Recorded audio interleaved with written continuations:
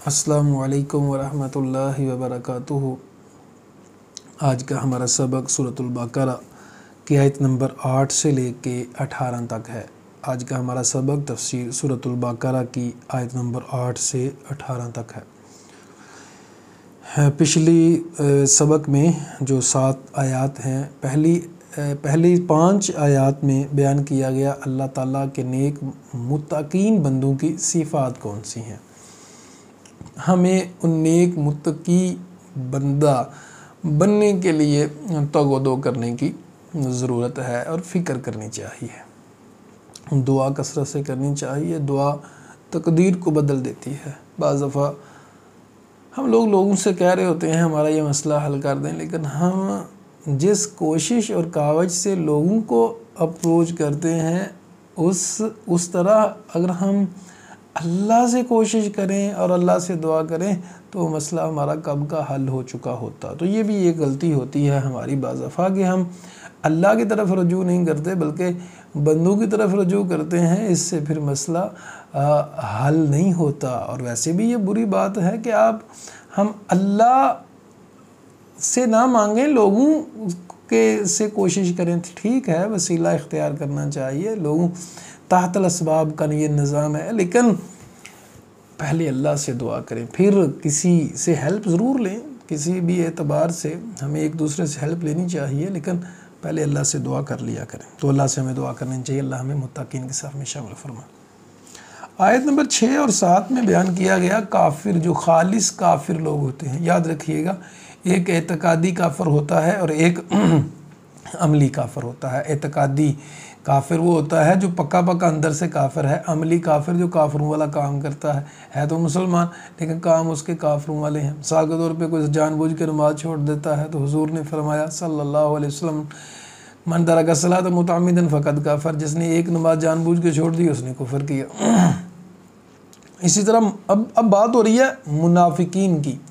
تو منافق کی بھی 2 قسمیں، ایک اعتقادی اور ایک عملی۔ عمل کا منافق وہ ہے جس کے عمل منافقوں والے ہیں، اور عقیدے کا منافق وہ ہے جس کا عقیدہ منافقوں والا، یعنی اندر سے ہی بے ایمان ہے، وہ اندر سے ہی ایمان نہیں لے کے آیا۔ ایک بندہ کلمہ تو اس نے پڑھ لیا لیکن جھوٹ بولتا ہے، لڑائی ہو تو گالیاں دیتا ہے، وعدہ وفا نہیں کرتا، امانت کا خیال نہیں رکھتا، فجر کی اور عشاء کی نماز اس کے اوپر بہت باری ہے، تو یہ منافقین والے کام ہیں۔ تو آج کے سبق میں ہم منافقین کے بارے میں پڑھیں گے کہ ان کے عقائد اللہ نے کیا بیان کیے، ان کی جو خامیاں ہیں وہ کون سی ہیں۔ وَمِنَ النَّاسِ، اور لوگوں میں سے کچھ لوگ ایسے ہوتے ہیں من یقول، جو کہتے ہیں آمنا باللہ، ہم اللہ پہ ایمان لائے، وبالیوم الاخر، آخرت کے دن پہ ایمان لائے۔ اللہ کا تبصرہ یہ پہ تو ان کی بات بیان کی کہ وہ یہ کہتے ہیں، اللہ کا تبصرہ یہ ہے وَمَا هُم بِمُؤْمِنِينَ، وہ ایمان لانے والے نہیں ہیں۔ یخادعون اللہ، وہ اللہ کو دھوکہ دینے کی کوشش کرتے ہیں، والذین آمنوا، اور ایمان والوں کو، وما یخدعون، اور نہیں دھوکہ دیتے، الا انفسہم، مگر اپنے آپ کو، حقیقی طور پہ اپنے آپ کو دھوکہ دیتے ہیں، وما یشعرون، اور وہ اس بات کا شعور نہیں رکھتے کہ وہ دھوکہ اپنے آپ کو دے رہے ہیں، اپنا خود ہی نقصان کر رہے ہیں۔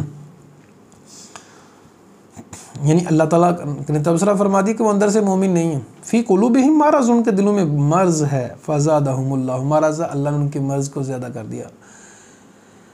ہم بعض دفعہ انسان کے ذہن میں یہ آتا ہے اور کئی لوگ اعتراض بھی کرتے ہیں کہ کیا پھر یہ منافق اور کافر لوگوں کا قصور کیا ہے، کیونکہ اللہ نے ہی تو ان کو کافر کیا ہے، اللہ ہی نے تو ان کو منافق کیا ہے، اگر اللہ ان کو توفیق دے تو مومن ہو جائیں۔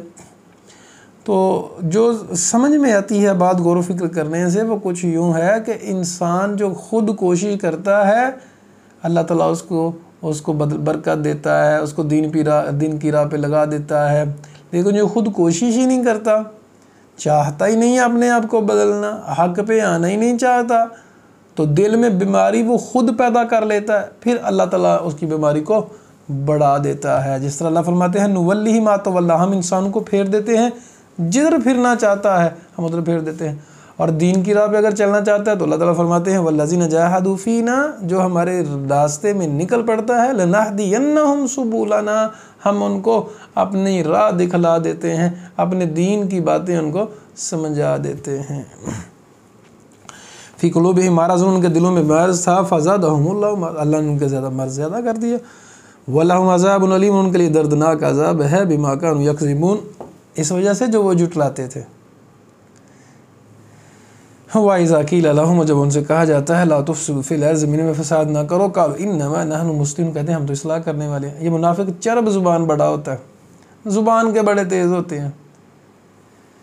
الا انہم هم المفسدون، خبردار وہی فسادی ہیں، ولکن لا یشعرون، لیکن ان کو یہ بھی شعور نہیں ہے۔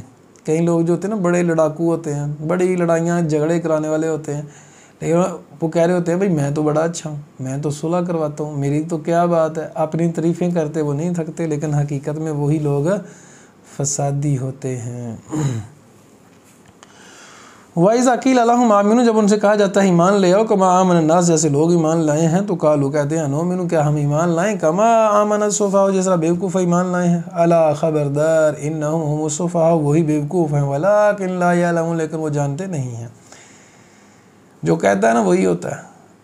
اب وہ کہتے ہیں جی مسلمانوں کو بیوقوف کہتے ہیں تو وہ خود ہی بیوقوف ہے۔ وَإِذَا لَقُوا الَّذِينَ آمَنُوا، اور جب ملتے ہیں ایمان والوں سے، قالوا آمنا، کہتے ہیں ہم ایمان والے ہو گئے۔ وَإِذَا خَلَوْا، خلو کا معنی خالی ہونا، علیحدہ ہونا، اِلیٰ شیاطینہم، اپنے شیطانوں کی طرف۔ اچھا یہاں سے یہ بات سمجھ آتی ہے کہ انسانوں میں بھی شیطان ہوتے ہیں، تو اپنے شیطان ان کے کون سے ہیں؟ وہ انسان ہی ہوتے ہیں نا۔ قالوا، کہتے ہیں انا معکم، ہم تمہارے ساتھ ہیں، انما نحن مستہزئون، ہم تو مذاق کرنے والے ہیں۔ ہم سے پوچھا، وہ کہتے ہیں جی ہم تو تمہارے ساتھ ہیں، تو وہ پوچھنے والے پوچھتے ہیں کہ تم پھر تو وہاں جا کے تم نے کلمہ پڑھا ہوا ہے اور وہاں جا کے مسلمانوں میں بیٹھتے ہو اور یہ کہتے ہو کہ ہم مسلمان ہیں، تو کہتے ہیں ہم تو مذاق کرتے۔ اللہ یستہزئ بہم، اللہ مذاق کرتا ہے ان کے ساتھ۔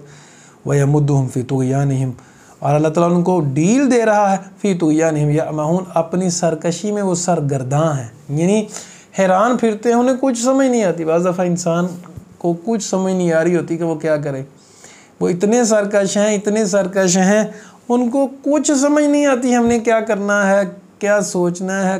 کئی لوگوں نے تو زندگی کا مقصد ہی نہیں بنایا۔ آپ میں سے بھی جن لوگوں نے ابھی تک زندگی کا مقصد نہیں بنایا وہ بنائیں، قرآن کو سمجھیں، اس پہ عمل کریں، اچھا بننے کی کوشش کریں، اللہ کو راضی کریں، اللہ کے رسول کی غلامی میں آ جائیں، یہ اپنی زندگی کا مقصد بنائیں۔ دولت پیسہ یہ زندگی کا مقصد نہیں ہوتا، یہ ضروریات ہیں، مقاصد نہیں ہیں۔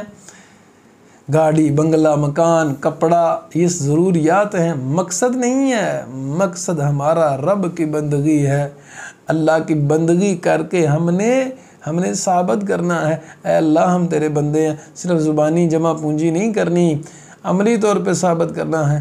اور بعض دفعہ کہا کریں اللہ سے اے اللہ دیکھ میرا دل کر رہا ہے گناہ کرنے کو، حالات بھی سازگار ہیں، موقع بھی موجود ہے، لیکن اے اللہ میں تیرے ڈر کی وجہ سے یہ گناہ نہیں کر رہا، میں تیرے ڈر کی وجہ سے نظر کو جھکائے ہوئے ہوں، تیرے ڈر کی وجہ سے میں غصے کو ضبط کر رہا ہوں۔ مولا تیری محبت میں آ کے اے اللہ میں نیکی کر رہا ہوں، میں قرآن پڑھا رہا ہوں، میں ٹائم دے رہا ہوں، میں اپنے آپ کو بہتر کرنے کی کوشش کر رہا ہوں، وجہ وہ صرف مولا تیری محبت ہے، تیری محبت کے علاوہ کچھ نہیں، صرف تیری رضا ہے۔ میرے معاملہ درست فرما دے، میری مدد فرما دے۔ اللہ اکبر کبیرہ۔ تو سرکشی سے باز آ جائیں۔ سرکش منافق ہوتا ہے، کافر ہوتا ہے، وہ مومن اور مسلمان ماننے والا ہوتا ہے۔ ہم مومن بن جائیں، ہم مسلمان بن جائیں، ماننے والے بن جائیں۔ اولئک الذین، اچھا جب اللہ تعالیٰ نے 5 نمبر آیت میں متقین کے بارے میں کہا، تبصرہ فرمایا کہ یہ لوگ ہدایت پہ ہیں۔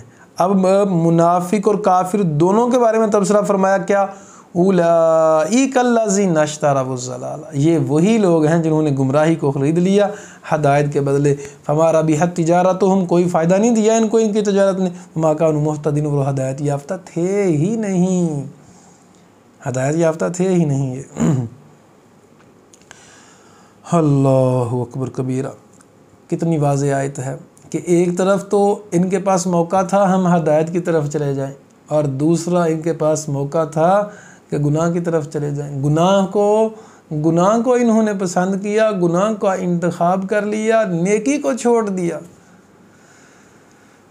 اللہ اکبر۔ اللہ فرماتے ہیں مثلہم کمثل الذی استوقد نارا، ان کی مثال ایسے ہے ایک شخص کی طرح جس نے آگ جلائی، فلما اضاءت ما حولہ، جب آگ نے ارد گرد روشن کر دیا، اللہ ان کے نور کو لے گیا، وترکہم فی ظلمات، اللہ نے ان کو اندھیروں میں چھوڑ دیا، وہ نہیں دیکھتے۔ اس مثال کا مطلب کہ نبی کریم صلی اللہ علیہ وسلم نے دین کی روشنی کی، انہوں نے کہا جی ہم کلمہ پڑھتے ہیں، ایمان لے آتے ہیں، لیکن جب روشنی ان کے دلوں کی طرف آنے لگی تھی، کچھ بات سمجھ آنے لگی تھی، تو حالات کو انہوں نے دیکھا، بھئی حالات تو ہمارے لیے ٹھیک نہیں ہے، مسلمان ہوں گے تو فائدہ نہیں ملے گا، مسلمان ہوں گے تو ہمارے دوست ہم سے ناراض ہو جائیں گے، مسلمان ہوں گے تو اپنے من کو مارنا پڑے گا، اپنی مرضیوں کو چھوڑنا پڑے گا۔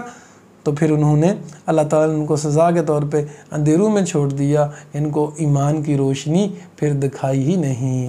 سمن بہرے ہیں، بکمن گونگے ہیں، عمیون اندھے ہیں، فہم لا یرجعون، بس وہ نہیں لوٹتے۔ اب دیکھیں ان کو نظر آتا ہے دنیا کا سب کچھ، لیکن بصیرت نہیں ہے، سنتے بھی ہیں لیکن حق بات کو نہیں سنتے، اور دیکھتے سب کچھ ہیں لیکن اللہ کی نشانیاں دیکھ کے اللہ پہ ایمان نہیں لاتے۔ اللہ سے دعا ہے اللہ تعالیٰ ہمیں کفر اور نفاق سے بچائے، اللہ تعالیٰ ہم پہ رحم فرمائے، کرم فرمائے، فضل فرمائے، جب تک زندہ ہیں اسلام اور ایمان پہ زندہ رکھے، اور جب موت آئے تو کلمہ نصیب فرمائے۔ اقول قولی ھذا استغفر اللہ لی ولکم ولسائر المسلمین۔